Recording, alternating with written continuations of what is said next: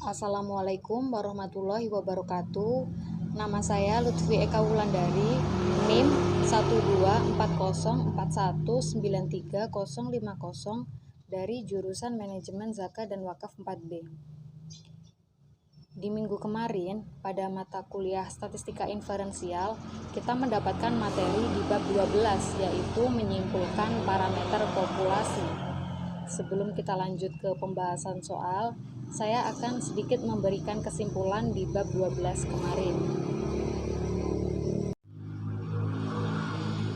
Jadi, kesimpulan di bab 12 yang kemarin yaitu cara memperkirakan dan menguji populasi. Artinya, ketika deviasi standar populasi yang diketahui, estimator interval kepercayaan dan statistik uji diperoleh dari distribusi sampel mean dengan sigma diketahui, yang mana diekspresikan sebagai bentuk Z sama dengan X bar min mu dibagi sigma per akar N.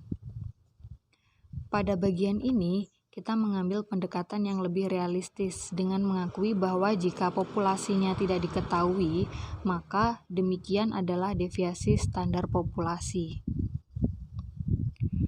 Dan perlu digarisbawahi pada statistika uji mu, bila sigma tidak diketahui saat deviasi standar populasi tidak diketahui juga, dan saat populasi normal yaitu menggunakan rumus student T, yang mana T sama dengan X bar min mu dibagi S per akar N, yang merupakan student T yang diterapkan dengan derajat kebebasan. Derajat kebebasan ini biasanya disimbolkan dengan bentuk dB atau V, yang mana rumusnya yaitu N-1.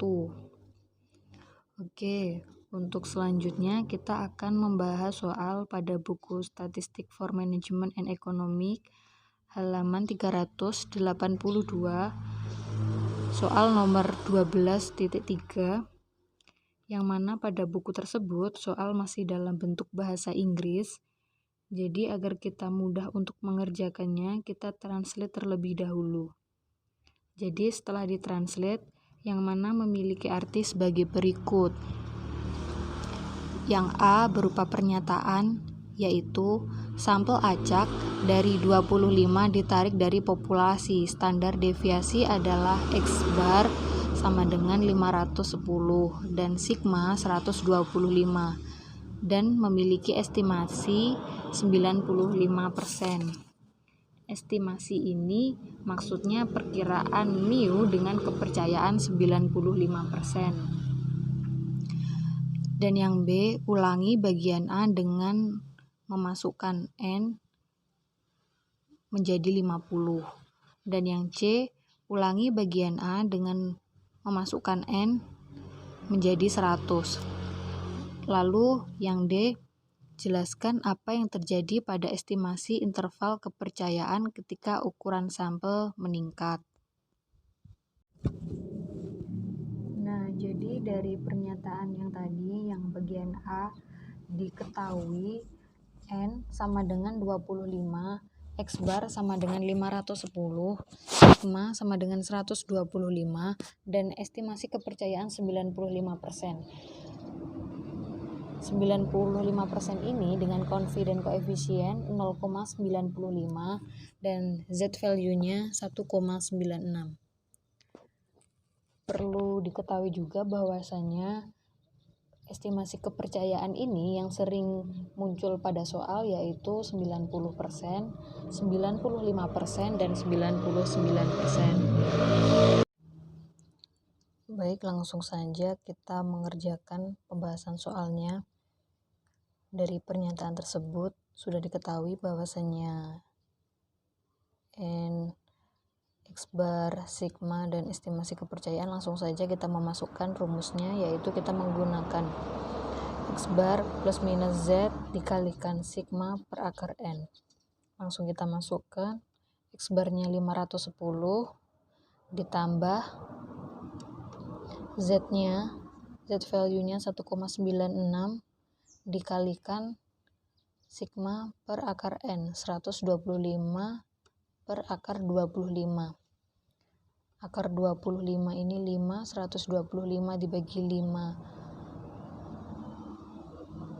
25 ya, 25 510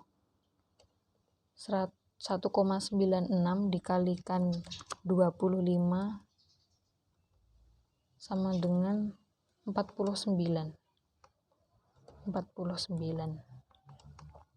Oh iya, ini tadi plus minus ya, plus minus. Oke, langsung kita asumsikan. Jika kita menuliskannya penjumlahan terlebih dahulu, 510 ditambah 49 sama dengan 559. Untuk pernyataan yang kedua yaitu 510 dikurangi 49 sama dengan 461. Jadi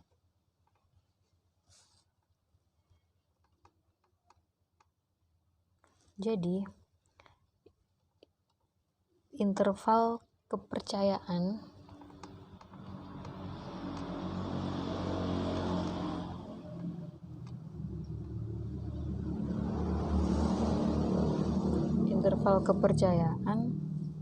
sama dengan dimana X lebih dari sama dengan 461 kurang dari 559.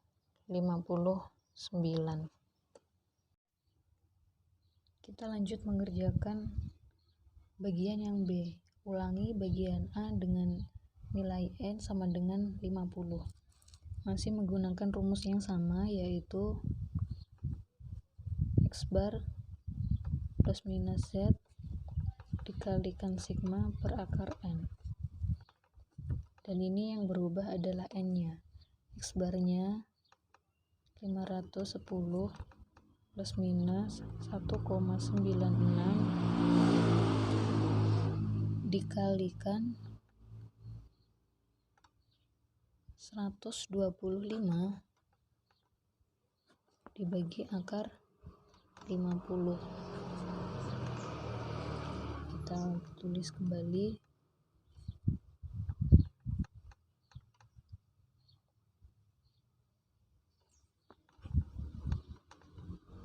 Akar 50 adalah 7,07.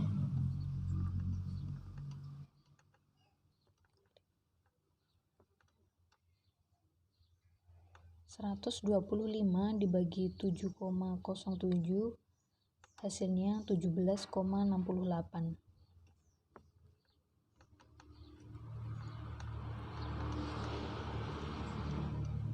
Langsung saja 510 plus minus 1,96 dikalikan 17,68 hasilnya 34,65. Oke, penjumlahan terlebih dahulu. 510 ditambah 34,65 sama dengan 544,65. Selanjutnya untuk yang pengurangan 510 minus 34,65 sama dengan 475,35. Jadi diambil kesimpulan bahwasanya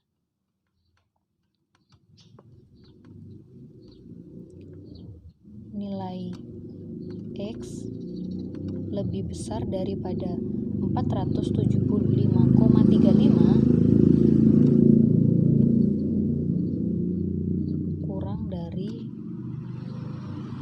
544,65 ya.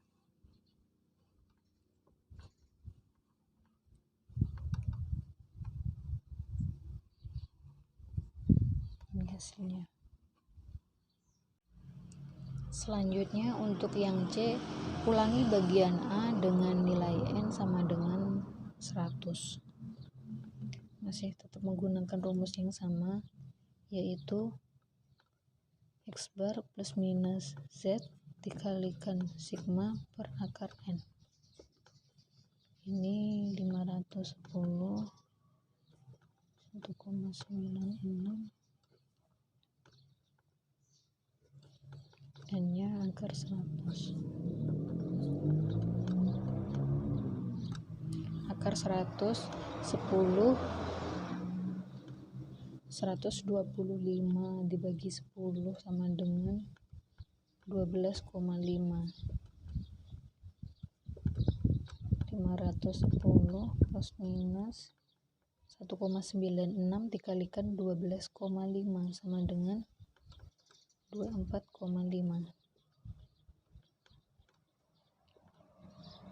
Untuk penjumlahan terlebih dahulu, 510 ditambah 24,5 sama dengan 534,5.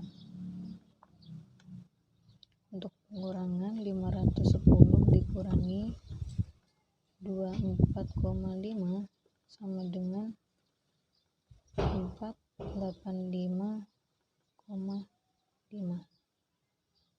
Jadi kesimpulannya 485,5, di mana X lebih dari sama dengan 485,5 dan di mana X kurang dari 534,5.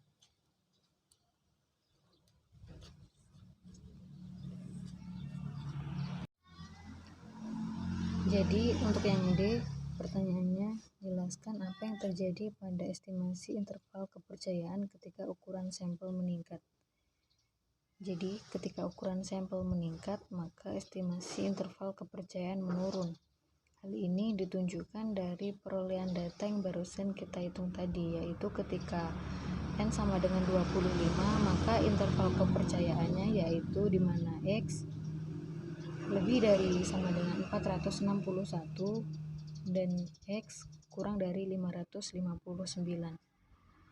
Dan ketika N sama dengan 50, maka interval kepercayaannya di mana X lebih dari 475,35 dan X kurang dari 544,65. Dan ketika N sama dengan 100, maka interval kepercayaannya di mana X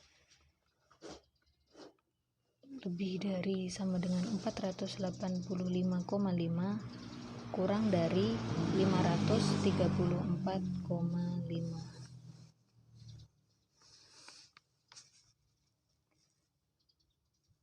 Oke, sekian pembahasan pada materi bab 12 yang berkaitan dengan menyimpulkan parameter populasi. Terima kasih dan mohon maaf bila ada salah kata maupun pemaparannya. Wassalamualaikum warahmatullahi wabarakatuh.